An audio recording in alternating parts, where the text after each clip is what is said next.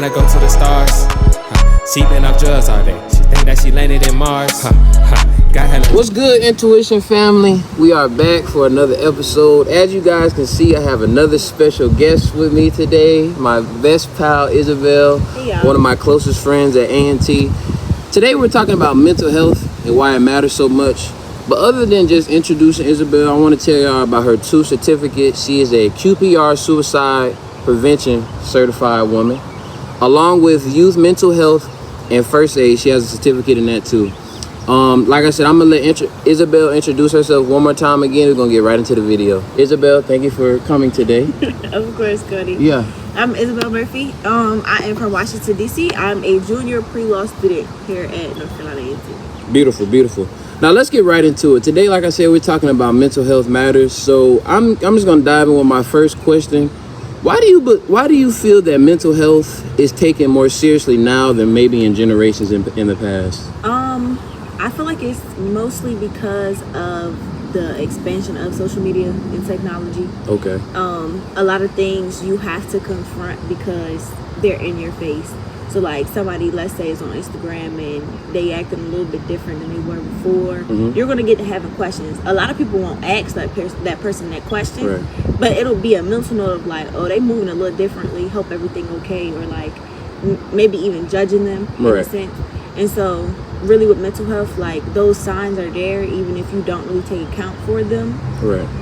But social media shows it all. Social media does show it all, but I think I'm the type of person, like, if I'm going through something, like, you know how you see those videos on social media where people just come on there, they start crying or they're bawling their eyes out. Like, I'm not that type of person where I would post it. So why do you think, is it because our generation is speaking up more and, say how you really feel? Mm-hmm. Or is it just because people just want to be in your business too? Because, it's only, people leave comments, but they can't really help you. You know what I'm saying? I think it's a little bit of both.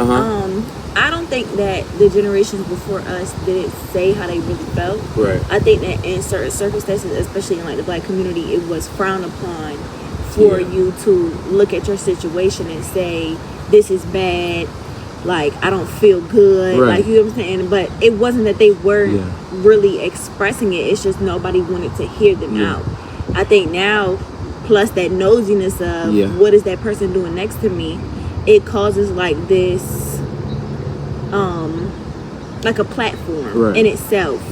And even if you don't take it seriously, it still has to be taken seriously. Like the news will tell you how many teenagers died of suicide. Like, you know what I'm saying? So regardless, you'll see these stats. Mm-hmm. Now, if somebody really cares about it, that just depends on them. Yeah.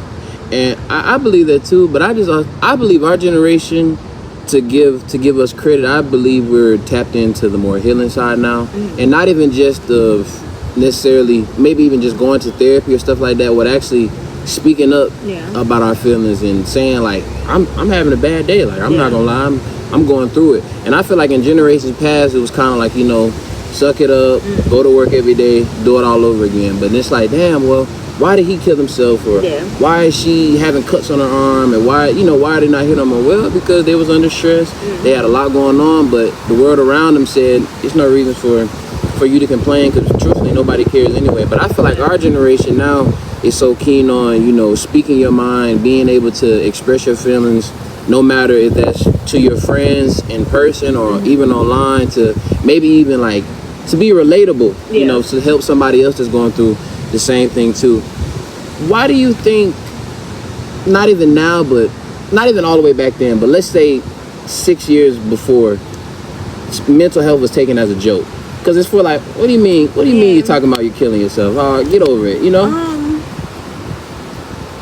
Because it's definitely taken way more seriously than it is, But I think it's also because everything is rising. Like people were still committing, right? Or deciding to do certain things to themselves or to other people because of how they view themselves. Mm-hmm. But now, like those statistics, it's like you really see, like there are people dying of suicide, hundreds every day. Sure. So realistically, like a lot of people are going to be affected by that because you grow up and you see somebody that you were friends with, they're now gone, and it's not because of that act of somebody else. It can be themselves. For sure. So I really think that like when we were younger, I feel like mental health was talked about for adults, not for kids. Kids, for sure. For Right. sure. So for sure. you think 6 years ago, because we was kids 6 years ago, right. it wasn't serious. Yeah. It was still serious. It just, what our perspective of the world was back then was rainbows, unicorns, and even people who it wasn't really that. Right. Like, you still don't see the resources, or you don't see the conversations, you don't see like the actual acts that people were trying to do to help because you were a kid. Because see, I believe probably during that time when people really started speaking out about stuff like that, it was like a domino effect. Like, oh wow, like they're going through that. I hate to hear that, but I'm going through that too. Exactly. So I know what he or she is talking about. Yeah. So then that allows the next person to speak up. You're going through that? I don't know. And this person lives in my house. This is my friend. This is somebody I talk to every day. But for some reason, they just feel like they couldn't share that with me or anybody else around them. So why is that? So back to your point, what you say about social media definitely gives the type of platform where people are willing to share, but also comfortable to share too. Yeah. And I don't even think people get on there to just, I necessarily say, I'm gonna post a video because I want to be relatable. But I feel like a lot of them are just in the moment saying, this is how I feel, and maybe I can't call my mom, or maybe I can't talk to my dad about this, or even one of my best friends. So let me make a video, keep it in my camera roll, and then maybe later down the line, when I'm actually doing better, you know, maybe a year from now, or maybe even months from now, I could post that video and be like, this is what I was going through back then. For anybody else that's going through the same situation, I'm here for you and I want to share my story. You know what I'm saying? Yeah. And I do think that a downside to the social media aspect too is a lot of people think people are doing it for views, or doing it so people can see like, oh, they feel down. But I think a lot of people, you see that and you say, we're not going to care about it, right? Or like, they doing this for attention. Doing something like that for attention in itself is a mental health issue. Like, there's something behind this. Like, why does this person feel the need to do this in order to get people to look at them, to get people to relate to them? Like, that's another aspect of it. It's not always just sadness or like there are different emotions that come with behind this. it. For sure. What do you do to help yourself when you're having a rough day, or where your mental is not what you usually like it to be? I go to bed. You go to bed? I go to bed. And I go to sleep. I don't have the certificates are cool, but I'm not no expert, and I still have my mental health issues. For sure. I have my days that are down. I have days that are really good. For sure. But as soon as I get to getting stressed out, I go to sleep. You go to sleep.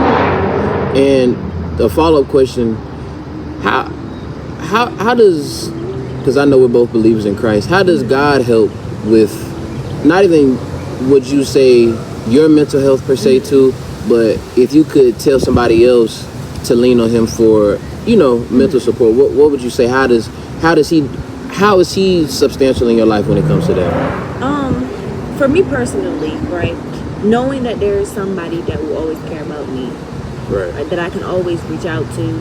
Like, I go through the day and I would be talking to myself, but I also be talking to God. If there's nobody else listening to me, I know God is. For sure. So even if you are down, even if you're happy, even if, like, no matter what you're going through, there is somebody that is always there to listen to you. And now you might not get a response back in the way that you think you do. But if you look for the brighter things in life, like, there's times where I'll feel sad, and like my great aunt passed minutes ago, actually years ago. And if I feel sad and I come outside, I see the sun in my face, I say hello. You get what I'm saying? There's not like because there's always somebody looking over you, regardless of if you think about it as people who passed on, or somebody who's actually here with you physically, or just God. Like, you're never actually alone. And that's real, because I would say that too, because I find myself just even getting off work, and I have like earbuds in my ears, but I don't even turn the music on. I just literally start talking to myself. And truthfully, people are like, well, if you talk to yourself, you're crazy, but I don't believe in all that, because it's like, if I'm talking to myself, I'm really talking to God. And it's just like, I know he's listening and he definitely hears me. And I say 9 times out of 10, after I'm done saying that, I feel better about it. You know what I'm saying? So I just feel like, in a sense, if a lot of people feel like they don't have a person to necessarily lean on, or a lot of friends, or even some family members that you can't talk to, definitely talk to him. Because if you keep saying, you know, I hate to keep, you know, I don't even want people to keep, what's the word I'm looking for? Keep re-saying negative thoughts over and over again. But I feel like eventually you getting that off your chest makes you feel better, and God knows what you need, and he knows how to protect your heart from certain things too.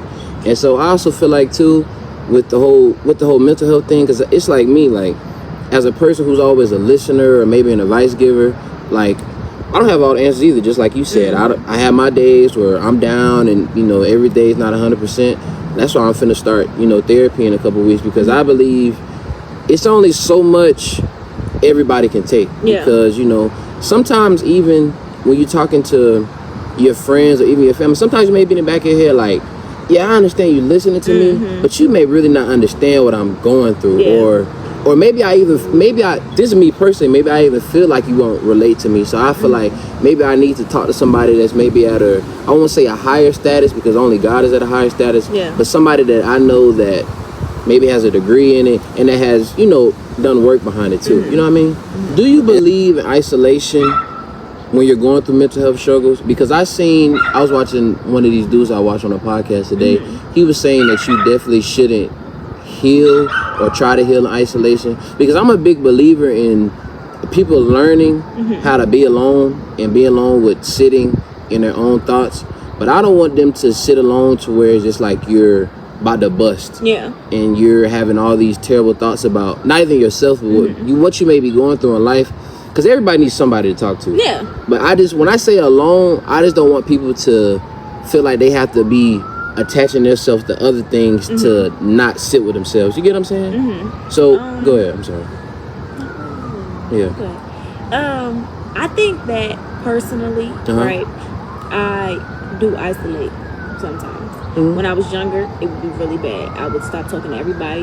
Like, there's times where, like, you know, me and Goddess are really close. We've been friends for 8 years now. There was months of us not speaking because I would not text her. Like, there was a very long period of my life where whenever I was going through something, I didn't speak to anybody, because what are you going to do to help me? Like, you know what I'm saying?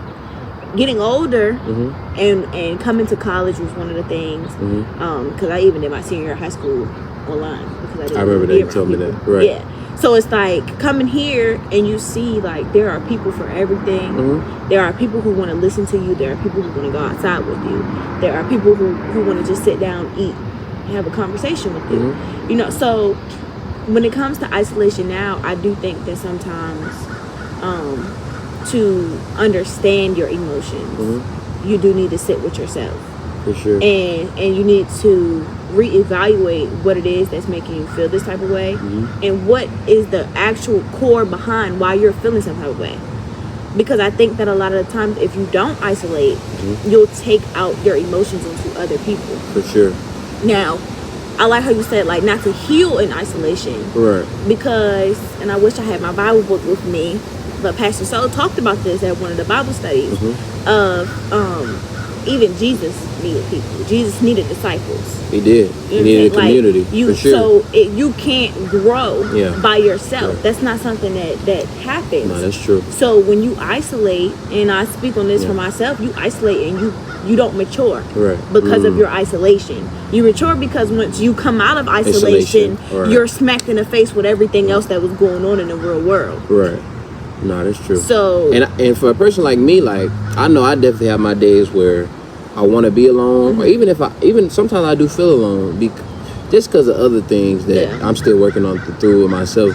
But I also said, because I remember that Bible study when he said that about, you know, he needed people and having a community to pray for him and him to pray for them too, and to do things for them. Because it's also in the Bible too where he said, like, you know, sometimes he would away from the crowd to pray by himself in the mountains. But then when like you said, when Pastor So said it about, you know, him coming back and them having a community, you know what I'm saying? And I guess what I'm really trying to say is, why do people, even yourself, not even for you to have to spill all your business, but in those moments in your life to where you feel like you wanted to be alone, or you can even say you needed to be alone, where does that really come from? Why? Feeling like there's nobody there.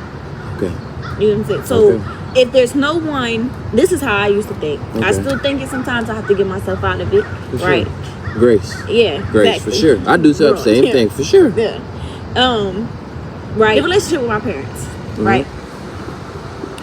Years ago, when I was still teenager, still like all of this stuff is still affecting me, my parents couldn't come to an agreement of custody issues, so I couldn't get enrolled into school fast enough. Right. It took 2 full months into the school year for them to actually make this agreement, and I get arranged into a school. I get to fail in pre-calc. I already don't like math. Math is not my strong suit. So if I come to this class and I'm used to getting A's, B's, right, and by 2 months in, that's like 3 lessons. Maybe 4. Maybe 4. You know what I'm saying? I'm very far behind. Everything that has to do with the original, mappings of the equation, I don't understand. You want me to take a test? I failed this test. Okay, I'm gonna study some more. I study some more. I take another test. I failed a test. If my family doesn't do math, right? My father is an immigrant. He's good at math, but how am I going to sit here and listen to him explain this to me? He has a very deep accent. This man speaks in metaphors. I can't do metaphors in math. You get what I'm saying? Okay. My grandmother, who I stay with, she's asking me, are you not studying enough? After a certain amount of times, are you trying to put the blame on me and not what my situation is? For sure. It does not feel like anybody is listening to me and what I need help in. Right. I get tutoring at the school. It's an all-white school. The black girl who just came in 2 months into the school year, they don't really want to help me. For sure. And I'm too far gone to help, for real. Like, these people are so far ahead. I failed out of the class. In that entire span of, are you studying enough? Are you looking up on Khan Academy? Are you listening to what the tutor is telling you? This entire time, the blame is on me to everybody else that's around me. I don't feel like anybody's listening to the fact I need help. I need help, for sure. And that this is not my fault. You make it feel like it's my fault. I don't want to talk to you anymore. And a lot of what would go on when I was younger is it would feel like everyone was trying to say it was my fault when you know what my circumstance is. So if you don't understand me and my circumstance, why am I speaking to you? And even if with the people who it's deep, y'all. With the people who wanted to understand, it's too much for me to explain to you. And I have too much going on. I have too many emotions behind it. I would go off on people back then, like deeply go off. Okay. And so it's like, at that point, let's say my best friend is asking me questions, I don't want to have to go off on you. I'm just going to stop communicating. So now months go by, I don't have nothing to say to nobody. So basically, when you go through stuff, the people that's in your immediate circle not understanding why certain things are going on with you, 9 times out of 10, they're not looking at the bigger picture. So then they get to asking, well, what are you doing wrong? Exactly. Why are you not doing X, Y, and Z? When not even sort of, but majority, you're the reason why I'm in this circumstance right now. So I had to pick up the slack for something that really wasn't my fault, that I got thrown into. And now that I won't even say behind, but trying to trickle on to the rest of the pieces, then it's, oh, what are you doing? Why are you failing? Why are you this? Why are you that? But then it's like, look at our situation, look at our circumstances. You know why. I've told you why, but eventually everybody keeps blaming me, throwing all the blame on me. I don't want to talk to nobody now. Because 1, it seems like nobody's listening. 2, you're really not trying to hear me. And for 3, I don't understand why somehow, some way, this is all my fault again. And 9 times out of 10, that's how probably a lot of people feel. And to the way they feel like, well, nobody understands. My friends want to understand me, but I don't really want to be telling all my business all the time, what I got going on with my family. So it's kind of best that I just keep my mouth shut and keep moving on. Because then at a certain point, you get tired of, which was also one of my problems, you get tired of people seeing you a certain type of way. You get tired of trying to express yourself as who you are, right? And because of the things that you've been through, people might pity you, or they might, all the time it isn't even really pity. It's just like, they want to grieve something they were never a part of. Like, I've had a lot of people tell me, like, I'm so sorry that your parents aren't that, like, in your life. I do that too, y'all. I'm sorry. See, I just did it again. How are you sorry about something that has nothing to do with you? Yeah. So now that's not even pity anymore. Like, you're putting yourself in my shoes, and I didn't ask you to do that. I want you to stay you. Yeah. I want to stay me. Right. I want this relationship to not have anything to do with anything that doesn't go on just between us. Exactly. But I feel like, to what you just said, a lot of people will say that's empathy. Because I'm trying to empathize for what you got going on. I'm not even necessarily trying to give you pity or even put myself in your shoes. As your friend, I really do feel bad about what you're going through. Yeah. 9 times out of 10, can I really do anything about it? No, but it's just a humanity thing to say to somebody that you love, you know? Yeah. And I understand that part, and it has taken me some time of, like, really understanding, like, people do feel bad. Yeah, they do. But especially somebody that want to be genuine towards you. But it's still not your fault. Like, yeah, you're right. For me, I think the perfect approach is, and I try to do this when it comes to other people, is hear these things, compartmentalize it in, okay, this person acts the way they do because of this, right? So now when something happens, and you might see me starting to bubbling over, and you started thinking, okay, this might have reminded her of a time when she was a kid. Okay, that's perfect. Don't say, okay, now because I know she has no parents. If there's a parental weekend on the campus, I'm gonna tell her, come with me and my family. Okay. You get what I'm saying? I get what you're saying. I don't need that from you. Yeah, you're right. You know, it's nice. It's compassionate. But it's not. Everybody doesn't want that, and I think a lot of the time, people do things that they think is necessary when it's not what somebody wants. Right. So your empathy is not helping me all the time. You get what I'm saying? Yeah, I get and what that's you're where saying. that sense of, like, grieving something you were never a part of. You weren't there when I was a kid, and that would have helped when I was younger. Having daddy-daughter dances, and I don't got no dad. But you can come with me and mine. That might have helped when I was a kid. We're grown now. Like, there's a lot of things I've had to get over by myself. It's nice of you to want to help me, but sometimes I don't need your help. Okay, that's real. That's real. So we're gonna switch topics. We're gonna talk about your certificates now. Okay.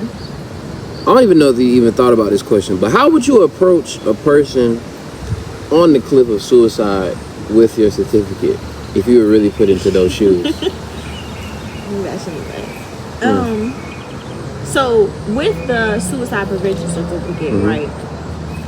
That is as a peer of how to go about talking someone down. You just start off by, like you said, the empathy part. Like, you don't try to say, I understand how you feel or any of that. Like, you ask them questions. That's what the Q stand for.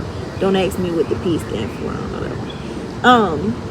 It's just questioning. Like, actually give them a listening ear. Don't try to put yourself in their shoes, because you don't know how they feel. Even if you have had experiences with it, you have no clue how this person feels right now. So that's the question part, right? Me personally, let's unpack it for real, because say what you say. to have the experience of that personally, you just want somebody to care about you. Like, there's no space for, like, hesitation. Don't be hesitant on talking to me about this. Like, people, it will come if you ask somebody who is suicidal, right? Do you want to kill yourself? That person's not, like, depending on where they are, they might not answer you truthfully, right? Or they might. The worst thing for you to do is to not ask them questions. Because if you say, judgingly, you want to kill yourself, would you? Yeah, that's real. they know that you don't care for real. Yeah, like you don't care. you want them to say no to you, Right. so they're gonna say no to you. Right. If you see somebody is showing signs, if you see like their mood is changing, the scariest thing for them is for no one to ever ask, because they can tell what's different in them. At some point, you can always tell what's different in you. For sure. But if no one ever like admits to knowing, like you're going through something, or if nobody ever Notices. exactly and cares to ask you, Right. you're never going to care to answer their question, and it might just end up in unfortunate circumstances that something happens and now everybody cares. You're so me. I'm going to ask you a question, and if it seems like this isn't going good right now, so what can we do outside of that? Like, okay, you say yes to me asking it, are you trying to? Now, how can I stop you from doing this? Like, what do you need from life to where you won't feel this no more? Right. Like, you know what I'm saying? That's not their fault that they feel this type of way. Even if it's because a lot of people like to talk about the chemical imbalance, right? There's medicine for that. Right. If you don't want to do medicine, there's therapy for that. Right. If you don't want to do therapy, you have friends, you have family for that. If you don't have that, you have a stranger. There's somebody there that has a certificate. There's a lot of people that has that certificate, and they're waiting. Yeah. They're praying it never happens, but they're supposed to be there waiting. Right. To make sure that if it was a circumstance, they can talk you off exactly. the cliff. That's you. It's simply just talking someone off the cliff. Talking to somebody. After you talk them off this cliff, you need to give them resources. You need to put into action, like, if you want to go talk to somebody, I will come with you. You can't leave them there and say, I trust that you're going to go do this. Right. You got to take those little steps Exactly. with them. Sure. Like, if you're going to care, you need to care. Care. And seriously care. Exactly. Because 9 times out of 10, they want somebody to know that they have their back and and that you're on this journey with them. Exactly. You know what I'm saying? Not just another useless phone call. You know? If it was me, then Cody, what do we need from life, Cody? Yeah. Like, what do we? Yeah. Can we talk about this? Like, and if we talk about it, okay. So we're gonna go to the doctor tomorrow. We're gonna go talk to see type of therapy options you have in your insurance plan. You don't have to go there alone. Right. This whole isolation, you're alone. Right. With your own thoughts, you're alone. There's nobody that can be in your mind and say, no, stop that. Yeah. So obviously that's not working. Exactly. So in the physical world, you need somebody to be with you.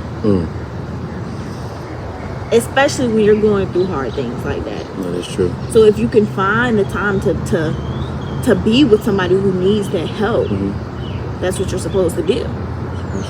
So 2 more questions before we wrap this up. Okay. What would you tell people who are barely hanging on every day and trying to push forward? What would just be one word of advice? You don't got to give a whole paragraph soliloquy. What would just be your one word of advice to them? How to just look forward towards the next day?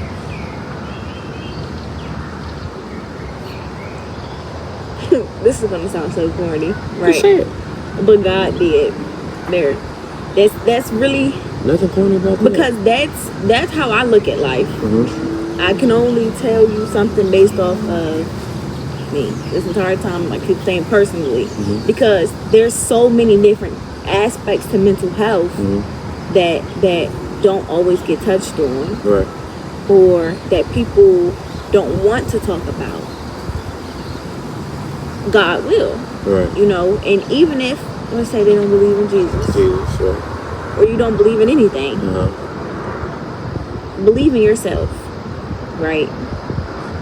It's not, everything is hard in life. Realistically, everybody goes through something that's hard. Yes, for sure. Right? It's just knowing that you can change something.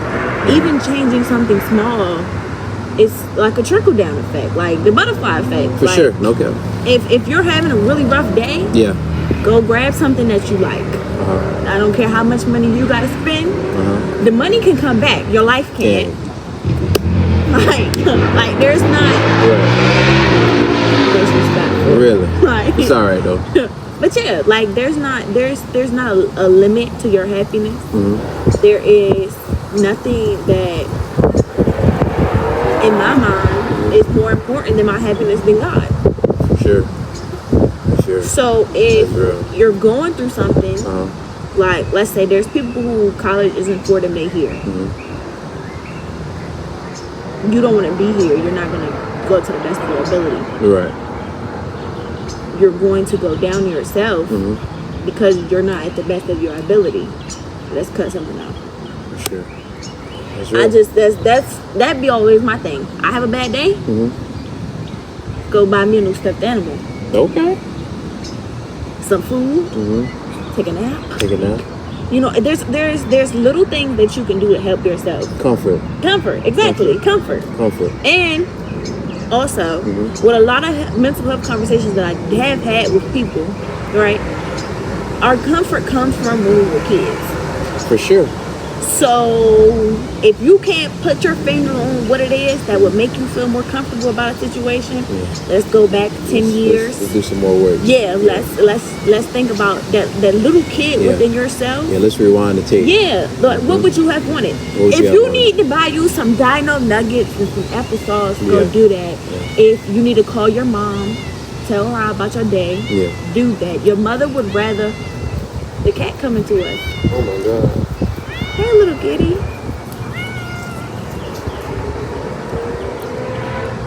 I ain't never seen no black cat like that. They not actually bad luck.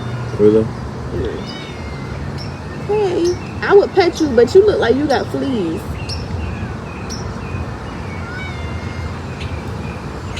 And you petted me. All right. That's all right. Yeah. And I always ask my guests at the end of the interview, how do you want to be remembered? If you leave tomorrow, how do you want to be remembered? As somebody who changed because she wanted to be better. I like that. Yeah. Not because the world made her. Thank you, Intuition Podcast. If you can see, it's a black cat at the bottom of it. I want to thank Isabel for coming on again. Appreciate all of y'all for the love and support.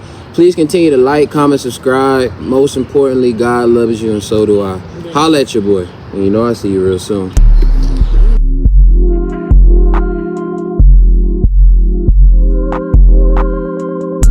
I hop in the motherfucking coupe, yeah, I'm sliding. I'm telling this hoe that I just wanna fuck, but she look like she don't understand. I climb on the top rope. If I see her up, he gon' get RKO like I'm Randy. I'ma aim at the Glock at his nose, name jam.